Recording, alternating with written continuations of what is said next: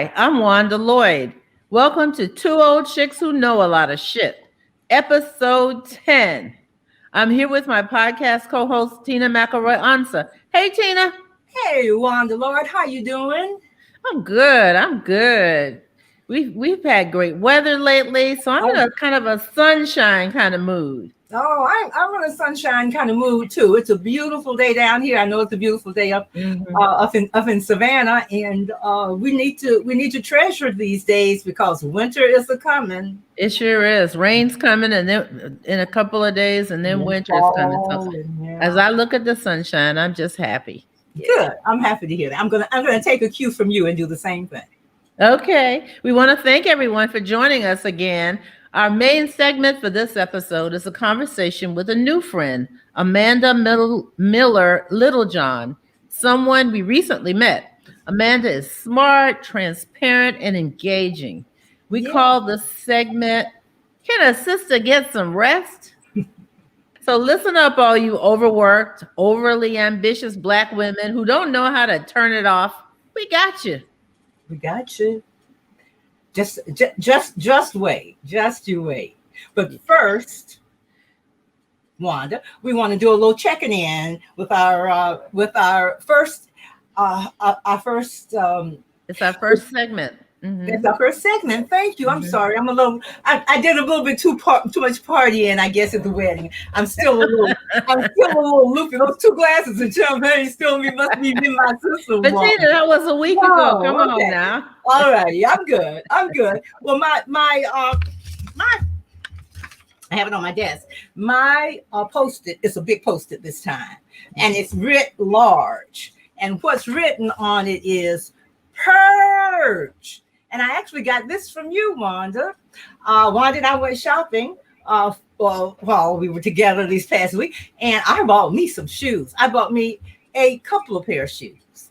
I bought me a few pair of shoes. I think you bought more than a couple, Tina. No, I said few. Every time the story was told at Wanda's house, it was, well, I heard you bought 5 pairs of shoes. I was like, it will get bigger. Heard you got 6 pairs of shoes. The groom said to me, I heard you bought 5 pairs of shoes. You gonna wear one of them to the wedding?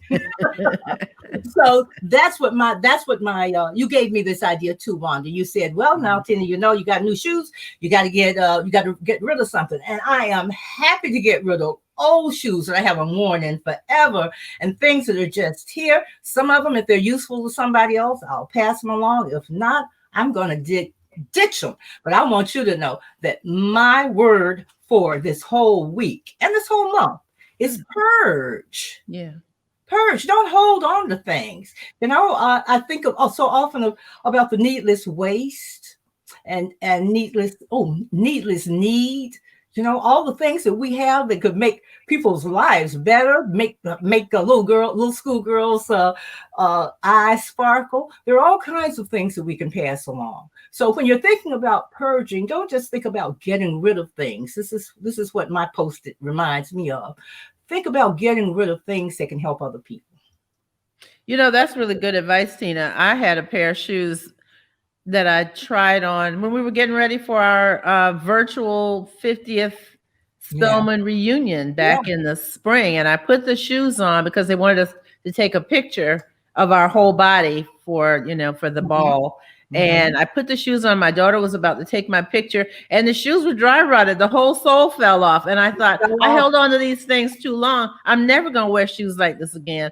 Why did I hold on? So that's really good advice. Purge so somebody else can use it. Absolutely. Yeah. Well, what about you, Wanda? What's your?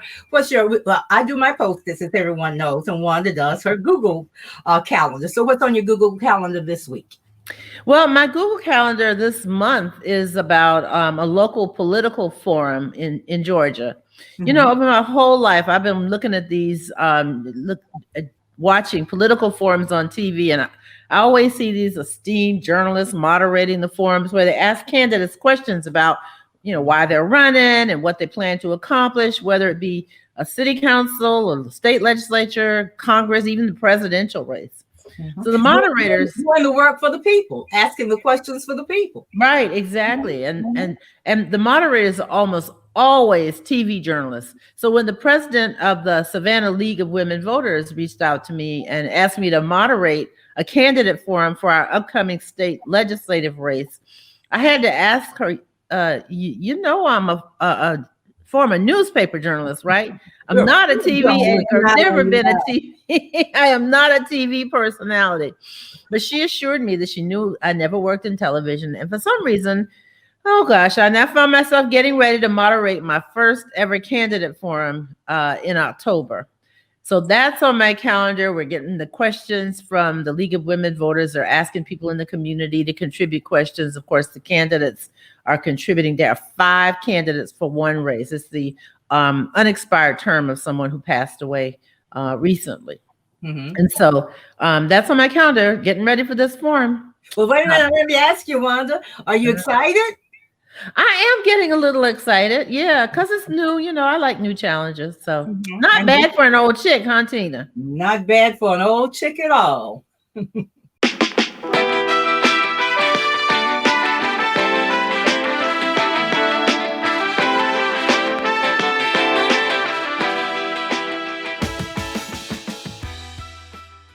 Hi, we're here today with a segment that we call kind of Sister Get Some Rest. Our guest today had a wonderfully insightful essay that she wrote recently in the Washington Post. The article was entitled, Black Professional Women Are Exhausted. They're finally claiming their time to rest. Yeah, Tina, my eyes widened when I saw it because I had lived that life in my career as a newspaper editor, as you know.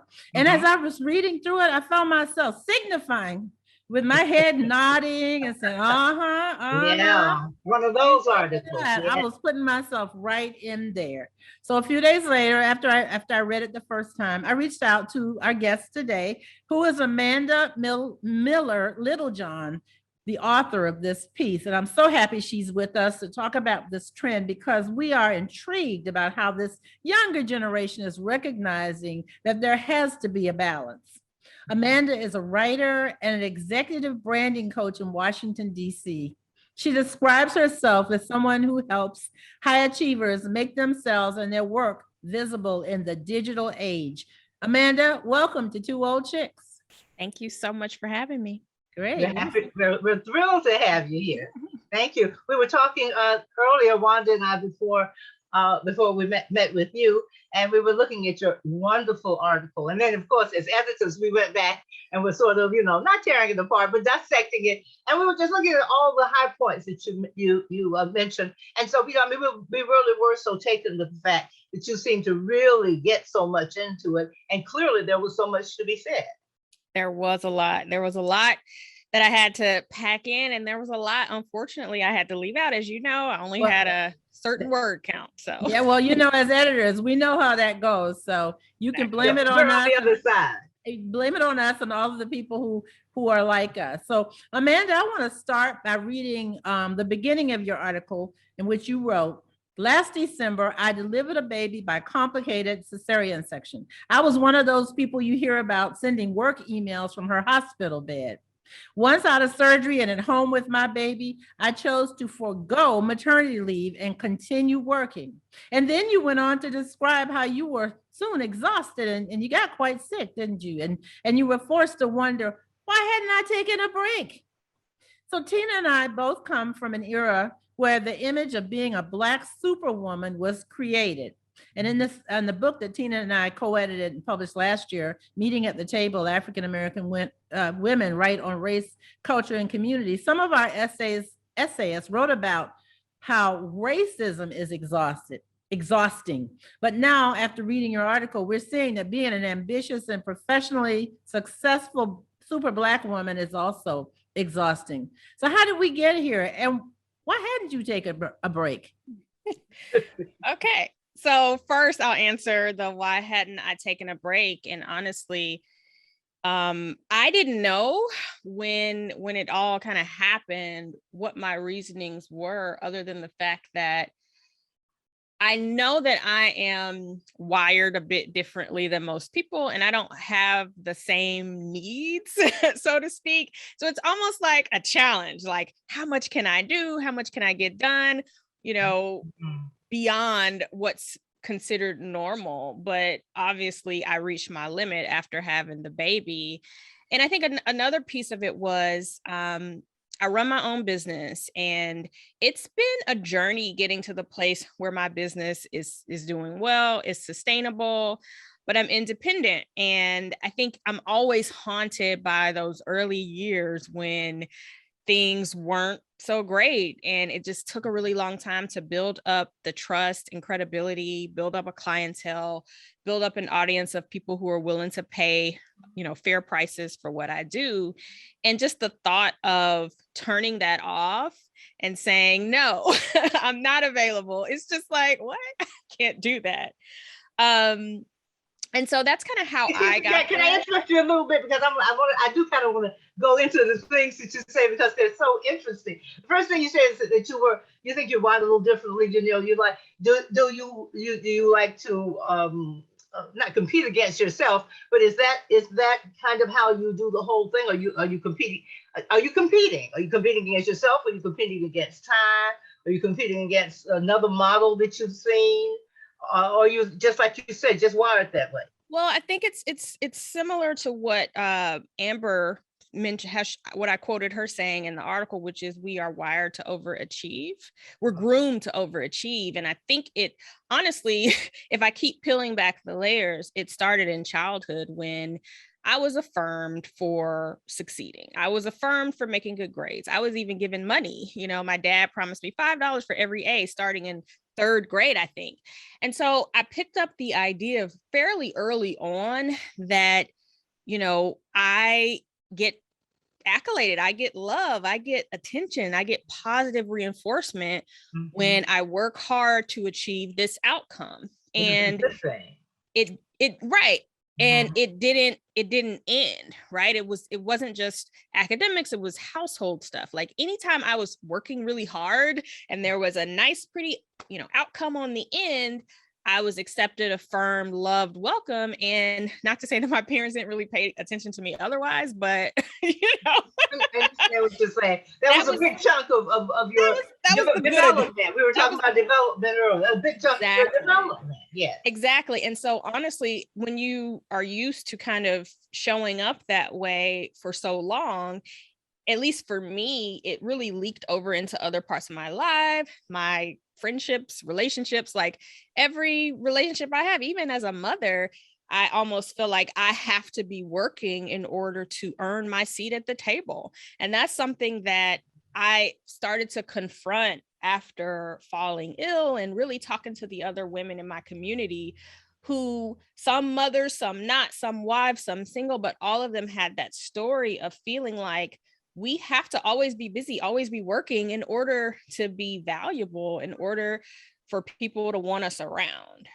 Yeah. Go ahead, Tina. I was just going to say, what's interesting is that when you were talking about this, all three of us were nodding our heads about overachieving, about getting $5 for every A. And I mean, it crosses generations, but it shows up. I think what's also interesting, and this is something that I'm really interested in exploring in the future maybe, is the very clear difference between experiences with Black girls and women and Black boys and men. There's a reason why the article was professional Black women are exhausted. And that's a part I didn't even get to touch on, how, even though I love Black men, I love my husband, I love the men in my life, in many ways, they are beneficiaries of Black women's labor. And goodness, there's so many examples, even in my own family, where in the same household, you would have a girl and a boy, a sister and a brother, and you look at their lives and they're wildly different. It's like we, as the girls, are trained early to work and to earn our keep. And that's not always the case with boys. And so because of that, sometimes, our boys and our men don't have necessarily the success that we have, but I don't think they're as exhausted as we are either. Well, Amanda, Wanda and I always said we were, Wanda has been married almost 50 years. I was married 40 something. We always say, shoot, I wish I had a wife. They're able to achieve. If I had a wife, can you imagine what we could do if we had wives? I literally was talking to Amber from the article yesterday. We were talking about this and we were both like, you know what? We need wives. That's what we need. Yes. That's a whole nother podcast that we ought to do. But Amanda, I need a wife. I did want to tell you that one of my head nodding times was remembering when I had emergency surgery and the doctor wanted me to take 6 to 8 weeks off, stay home. You know, this is long before virtual, working from home virtually. And so he wanted me to stay home. And of course, a month later, I kept getting these phone calls from people in my office saying, what about this? What about this? What about this? I went back to work in 4 weeks and asked them to put a couch in my office so that I could rest. And I promised my doctor I would take a nap every day. I sat on that couch one time when I was having a conversation with a colleague, and I never stretched out ever again during the day. And I just kept working. So I just appreciate how you brought it all home about how Black women, as we are overachievers, don't know how to rest, and try to encourage us to get that rest. I think Tina has a question next, but I just wanted to thank you for bringing that home to us. Absolutely. And I'm so sorry that happened to you. Oh, no, I'm perfectly fine. And unlike you, I didn't get sick as a result of it. It just took me longer to heal. That's all. Well, this sort of leads to another question that we wanted maybe to ask if we got to it. And that is, we wanted to see, the difference in your life and perhaps in the life of the people you interview, of other women that you interview, is the ones who hit the wall like you did and were forced to, to take a rest, or, forced to take that vacation or whatever. Okay, after that you were forced, has that changed your way of dealing, of living? Do you now let yourself take a rest? Do you, look at that smile, Lord have mercy. Has that changed your life pattern? And if you do know about your colleagues and the women you interviewed, if you have any experience with them, I just wondered because I wondered. So I'll share me first, and then I'll share about their experiences, because that was a big part of the article I had to leave out. So for me, it is a journey, and I want to write about this too. So this article was a result of me basically saying I need to take a rest and I want to take some time away from my business to just pour back into myself and spend some time with my first love, which is writing. And so I said, okay, I turned 40, July 26th, I'm going to take 6 weeks. I'm going to take a sabbatical and I'm going to rest, just spend time with the kids and write and bond with my daughter who I've been, working around, but let me just spend some quality time with her and write. And so actually getting the article, pitching it, getting it accepted and writing it was a huge win for me, because for years I've been saying every summer I'm going to do some writing, and then I never allow myself to really just put the time into that. And so what I learned during the sabbatical is rest really takes practice, and it's not something you can just say I'm going to do this and you will, like you said, putting the couch in your office and then never using it. It's something that you really have to be intentional about adding to your life. And so even if I were to go back and do my sabbatical over, there are tons of things I would change. I had my email autoresponder on, but I would still look to see if anything pressing was coming through. I took a few calls that could have waited. And so I didn't really completely check out. But what I have decided, and this is a new thing I'm implementing, is next year I'm going to take the whole month of July and the whole month of August off, and I'm going to take email off my phone and just really do it like that. But between now and the end of the year, I'm going to take the last week of each month off, just to kind of because I still don't feel like I'm 100% recovered from just the grueling year. And it's funny, I was listening to a podcast about burnout. Brene Brown did an interview with some psychologists, and they were talking about how when you're working on something really intense, your body is going through things, like you're getting sick, illnesses are happening, but because you're not stopping to kind of let your system say, hey, we're sick, your body will just hold it until you're finished being busy. And then as soon as you sit down, you'll come down with this illness. Absolutely. And I was like, oh my, because that happened while I was on sabbatical. My back went out. I had a terrible like asthma flare up. And I'm like, why does all this stuff wait until I'm being intentional about resting? And it was because my body. I'm just laughing. The week after I sent in my very first novel, I got sick as a dog. I mean, just, snotting sick, just disgusting sick. Like, what is left? I've been feeling fine. I've been going. You're right. Your body, it's older women than us used to say, if you don't sit your body down, your body will sit you down. That's right. That's right. That's what happened. That's what we've all experienced. So Amanda, I think we recognize that most women are working to exhaustion now, but this, your article feels like there's a difference now between what white women are doing and Black women, in terms of just working ourselves to the bone and doing it all both at work and at home, especially for those of us who are fortunate enough to have a family at home. So do you think there's a difference between white women and how they work to achieve and how Black women are doing that? Have you seen any difference in that, especially in your generation, younger women? So here's the thing, here's the difference, because I think a very clear argument can be made. We're all exhausted. We're all burnt out. White women are burnt out too. We are.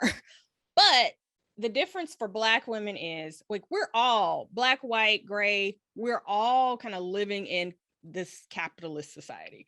And capitalism is really the culprit, because capitalism is what's burning us out. As Black women, we also have the legacy of slavery, which was an instrument of capitalism, but it was like capitalism on steroids. And so we've inherited just, all of those cultural norms and the idea of pushing through, I think is extremely pronounced for us as Black women, because even I was talking to Dr. Peoples, who I quoted in my article, and I had an aha during the interview with her that like the reason why it felt so natural for me to not take maternity leave was because, my ancestors, slaves couldn't take maternity leave. You had your baby, you strapped that baby on your back, went back into the field. Keep on going. And you had to keep on going. And I think to some degree, even though that is removed and it's far away, it's still in me, right? Like I'm still remembering what I saw my mother do and her mother do, and what I've heard about other women in my family to do. And so,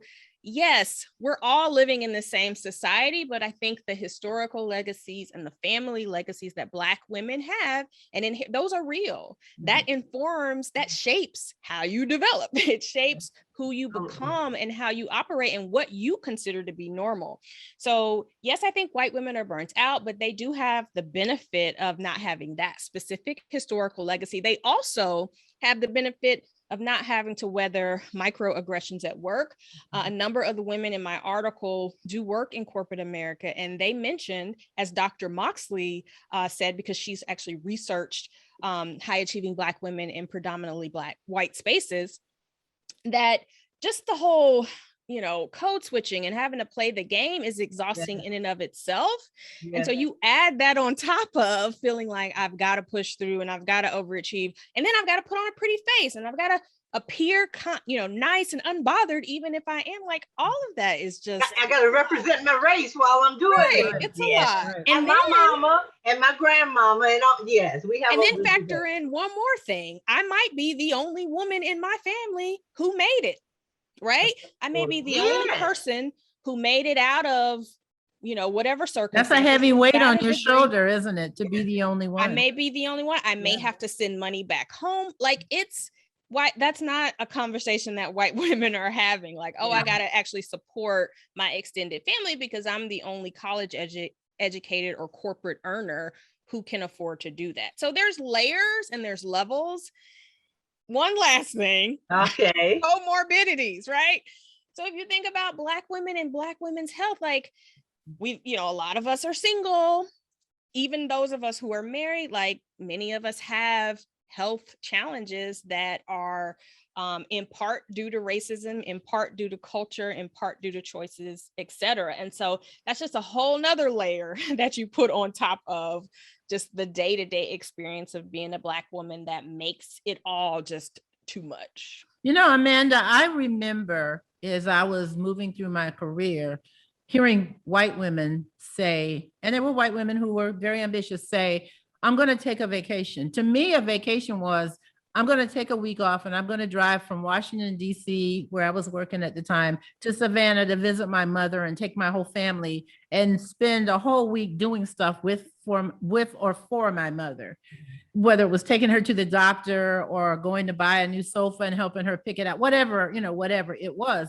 And it was really well into my 40s before I ever actually took a vacation. Because for me growing up, a vacation was not a thing in our family. We always went to visit. We had a road trip. You know, we had our shoebox with fried chicken in it, and we'd go to Atlanta and visit relatives. But I didn't even know I was supposed to take vacations, which is to me a place and a time for resting.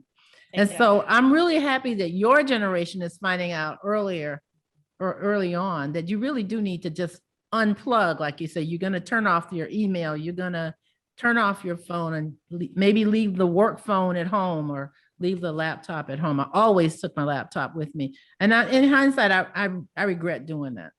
Wanda, this is sort of a good segue. You mentioned what you're doing, your generation, and Amanda's generation. And one of the questions, Amanda, that we always want to explore is generations. What can our generation, our old chicks generation, the baby boomers, do to include you, to be there for you? I was thinking when you were going through this, I was saying, oh gosh, I hope she has a mother. I hope she has a mother-in-law. I hope, that's what I was thinking. I hope there was at some point you had somebody whose breast you could just, how you just, not crying, but they're just getting some sustenance. And we're the ones who should have been there. I mean, there should have been somebody from our generation. If your mother was not there, or if she was in another city or whatever. So, do you have any thoughts about that? Because we want to be helpful. That's one of the reasons we have a podcast. Is Wanda and I said we know a lot of shit. Oh my goodness! And we would be talking at night, just Zooming. We were editing the book. And we'd say, oh God, I wish young women were on this call. This is so much good information, just talking. And so that's what we want to do. So do you have any thoughts about that?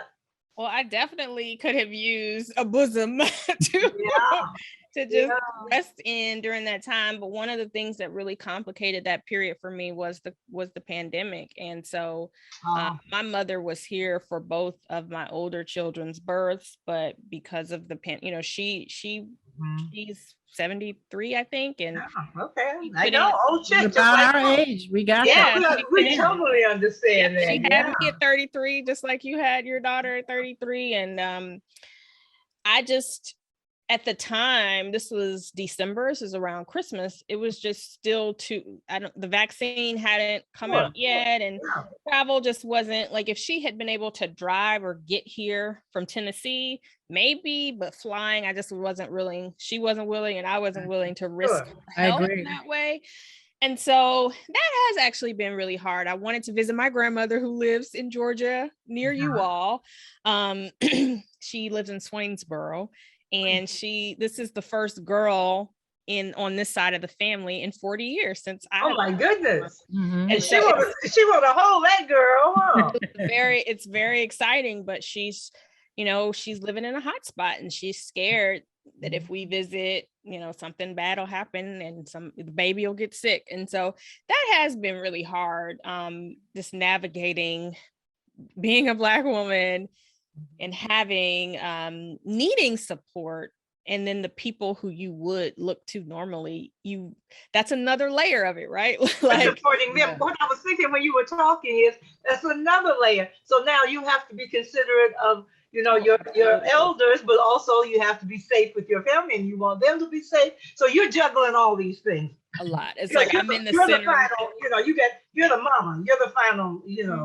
So I don't want to get them sick, but they don't want to get the baby sick. And it's just, but then I don't get supported and they don't. I was just going to say, and you're still over here saying bosom.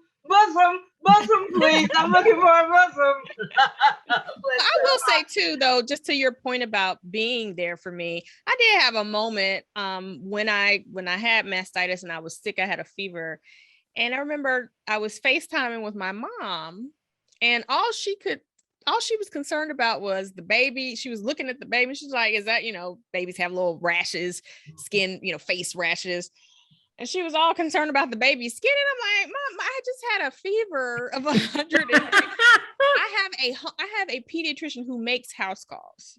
She comes by the house every week. The baby's fine. The baby's going to be okay. I need somebody to be worried about me.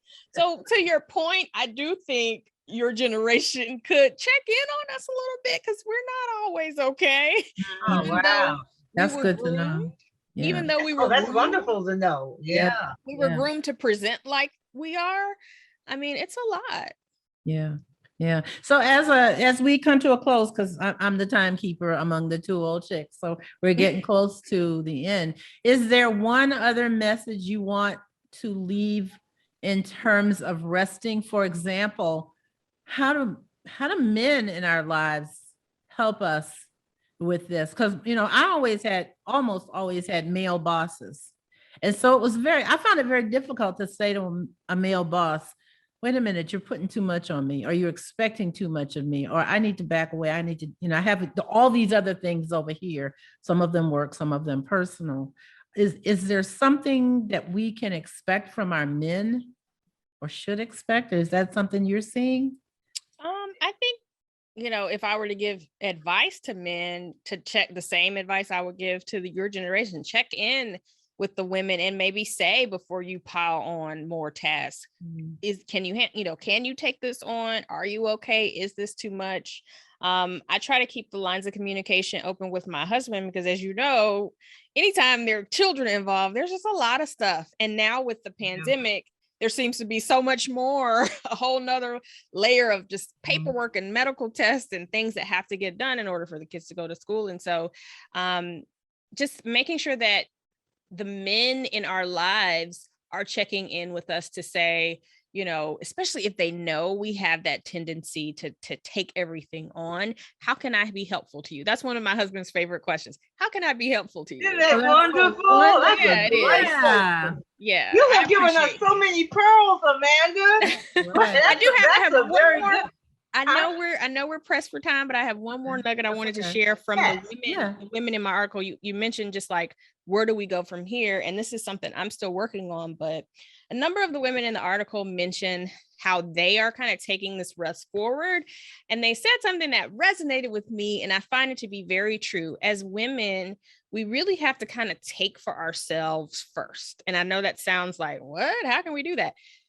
The women who seem to be getting better at this whole self-care, getting their rest, they start their day with something for themselves. Ooh. So whatever it is that makes them happy, they get up early to kind of pour into themselves. So if it's take a walk in nature, meditate, journal, that's what I love to do, right? Stretch their yoga. Right, do your stretching. Just stretching, just whatever it is that fills their cup, they start their day with that, and then as the day progresses, they let others in. So they'll start their meetings later in the day. They'll work with clients in the afternoon. They'll try to get some things done before the kids get up. But like front loading your day with some form of rest and self-care seems to be what it takes for us to really get our needs met. Because if we save ourselves till last, we'll never get to ourselves, because there's just way too much to do. Because you're always putting something else in, before you. Always. And once your day gets going, it's hard to stop it. It's like a treadmill. You just keep going and going and going and going and going. So thank you for that. Amanda, one of the things you were saying made me think about what we say to men. Men never say this is too much.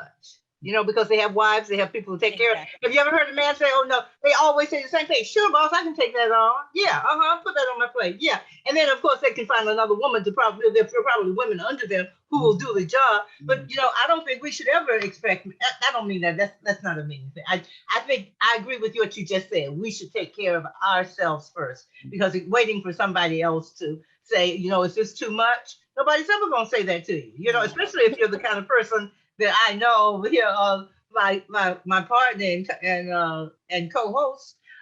It's always okay. Yeah, I can do that. Yeah, and it's like why would you challenge someone who is so extraordinarily beneficial to you? Again, we as Black women are groomed to overachieve. So if you have one of these overachieving women in your life, you're benefiting from all the things that they're doing to make your life more prosperous and just better. So I mean, we can't expect people. Yeah, we can't expect people to to shoot themselves in the foot. Taking care of us. Ain't gonna happen. But it's good for us to be aware of it. I think yes. For so long, I think we were going along, not even taking time to stop to say, wait, what's going on here? Wait, did I want to do this? Am I where I want to be? And I think, and your article and our conversation today clearly shows that's not the standard now, that women are at least thinking about. We're waking up. We're not fully awake and running, but we're waking up. That's great. That's great. Well, Amanda, it's been such a pleasure talking to you and having this conversation, and we appreciate the insight and the transparency that you brought to this discussion. And guess what I'm going to do? I'm going to go get some rest. I think I'll do the same. I'm going to the garden. What are you going to do, Amanda? I think I'll take a nap. All right, that's a good girl. Thank you so much. You're so smart, and you've been, as Wanda say, so transparent and so helpful to us. We'll be talking again. Thank you. Thank you for having me.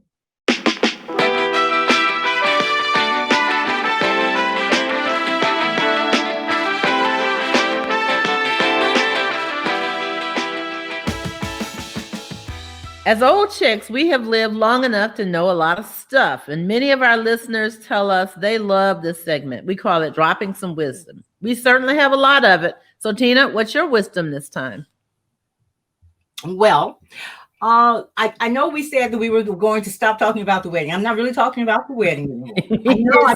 And this is the second time in this episode. I know, but these are things that I just learned. I don't get out much, Wanda. When I get out, I have all these epiphanies and these discoveries, like, oh, this is going on. I had no idea this was going on out into the world. But I have had my wisdom this time, Wanda, is really about kindness. Mm-hmm. I was going to make a joke, but it's not. It's really kind of serious. Recently, I've been, reminded of the emotional weight and emotional heft of simple kindness.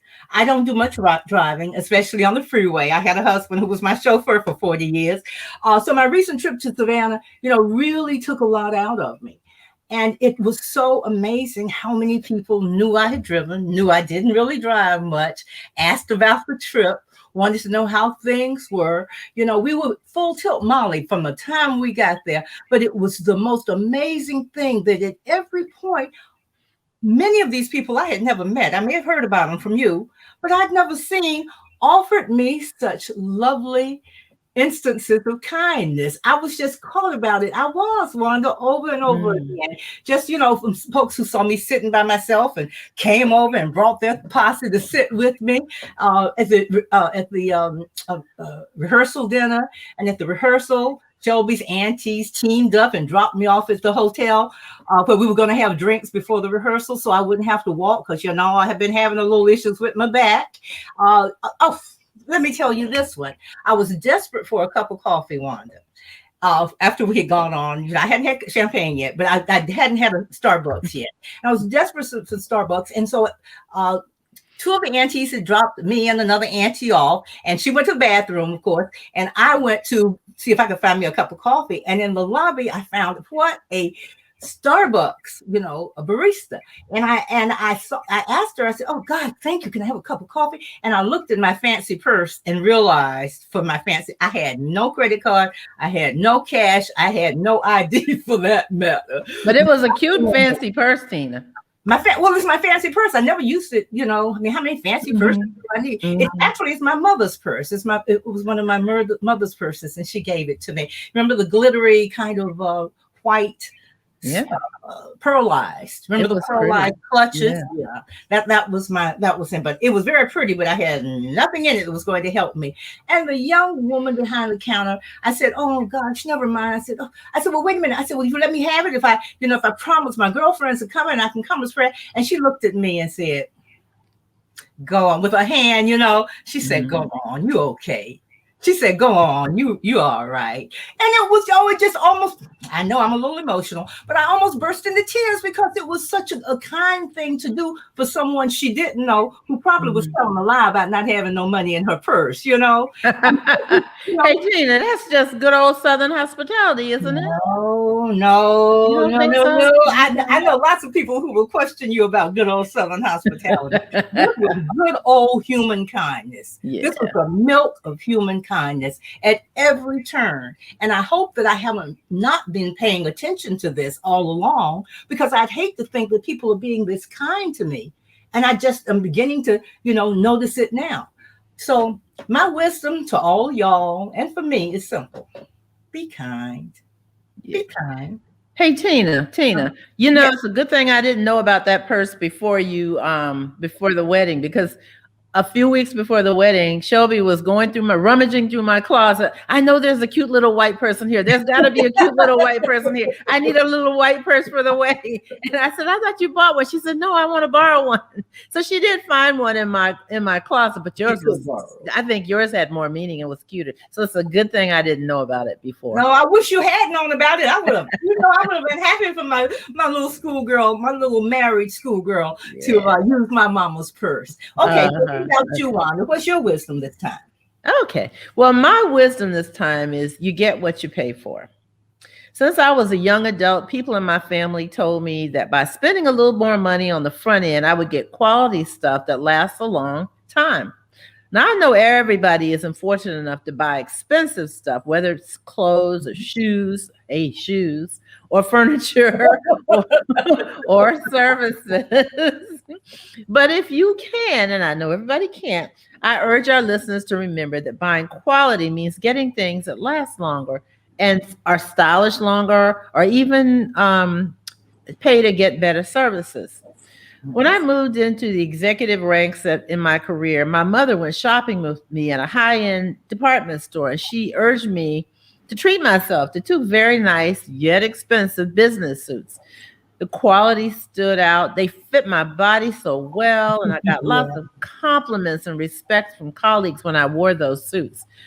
And I thought my mother was crazy, making me pay that much money, but I had the money. I just didn't, I just hadn't never done that before. Thank God for mamas. Yeah, exactly. Because, mama had been doing that for a long time. She was an executive herself, so she knew what she was talking about.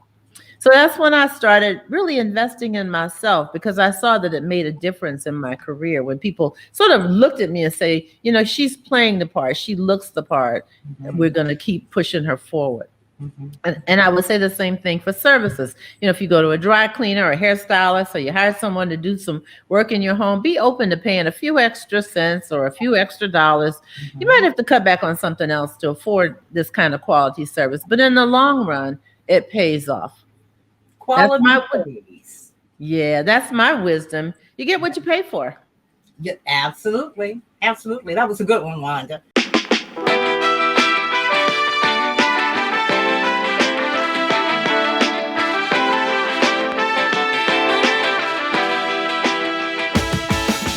Okay. I think we did pretty good this time. What about you? Okay, well, this is it for 2 chicks. Wanda's always busting my chops, I swear. Well, that's it for 2 old chicks who know a lot of shit. episode 10. The reason I was asking is, I mean, this is a milestone, 10 episodes, Wanda. I'm so proud of you. I'm so proud of me. I'm proud of the job that we're doing. I think we're doing good. Thanks for listening. We hope that you will come back and join us again. And we also hope that you'll tell others about our podcast. You know, we hear all the time that y'all love it. So we really want you to share with other people because we want to get as many followers as we can. So we can expand a little bit more. We ask you to please share our podcast with people in your circle. And okay, so we want you to follow us on Spotify and especially on YouTube. You know, sometimes we add visuals or some extra content on YouTube, and we don't want you to miss it. Actually, we think we look pretty funny sometimes with the things that we're doing. So we would hate for you to miss out on something that will give you a chuckle. We sure do appreciate you always coming to see what we have to say and for coming back. We'll see you soon. Take care. Bye-bye, everybody. Love. Love and peace.